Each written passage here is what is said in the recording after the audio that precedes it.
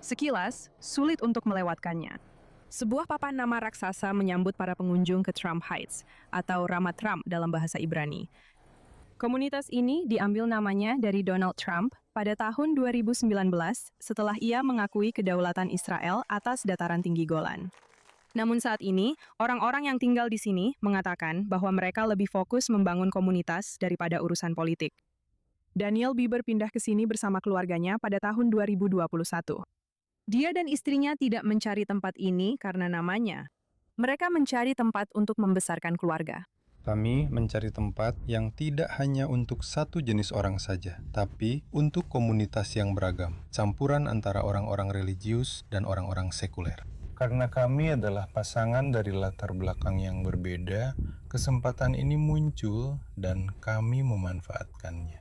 Saat ini, Trump Heights adalah rumah bagi 27 keluarga, termasuk 85 anak-anak. Banyak keluarga yang pindah ke sini dari tempat lain di Israel karena alasan yang sama. Ketentraman, ruang terbuka, dan kesempatan untuk membangun sesuatu yang baru. Eran Ben Shabbat, yang berasal dari Belgia, meninggalkan kota pesisir Ashdod 5 tahun yang lalu. Putranya menjadi bayi pertama yang menjalani upacara sunat di komunitas baru tersebut. Dan baru-baru ini, keluarga tersebut merayakan bar mitzvah pertama mereka di sinagoga setempat. Itu sangat mengharukan. Itu sangat mengharukan. Anak-anak saya mengalami hal-hal di sini yang tidak akan pernah mereka alami di Israel Tengah. Kebebasan dan kebebasan bergerak. Itu tidak akan terjadi di Ashdod. Ketika Hizbullah dan Iran meluncurkan rudal ke arah Israel, penduduk di sini menghabiskan berbulan-bulan hidup dengan sirene dan ketidakpastian. Beberapa bangunan asli di sini telah dialihfungsikan. Salah satunya sekarang berfungsi sebagai sinagoga komunitas.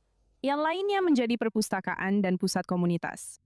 Selama perang, penduduk juga mengubah salah satu bangunan menjadi pusat komando. Ini adalah ruang siaga kami, pusat komando kami. Selama pertempuran, disinilah kami tetap berkomunikasi dengan pusat operasi dan mengordinasikan tim tanggap darurat komunitas kami. Hanya beberapa langkah dari sini, terdapat tempat perlindungan umum terbesar di komunitas ini. Dibangun satu lantai penuh di bawah tanah, tempat ini dilengkapi dengan makanan, air, dan persediaan darurat lainnya. Ada juga tempat perlindungan yang lebih kecil di seluruh komunitas, dan setiap rumah sementara yang lebih baru memiliki ruang aman sendiri. Pertempuran juga membuat kehidupan sehari-hari menjadi jauh lebih rumit. Penduduk tidak lagi bisa bepergian ke Kiryat Shmona yang terdekat untuk berbelanja dan mendapatkan layanan penting, sehingga mereka terpaksa berkendara lebih jauh ke selatan. Bahkan sekarang, setelah Trump menengahi perjanjian gencatan senjata dengan Lebanon dan Iran, banyak yang mengatakan mereka tetap berhati-hati.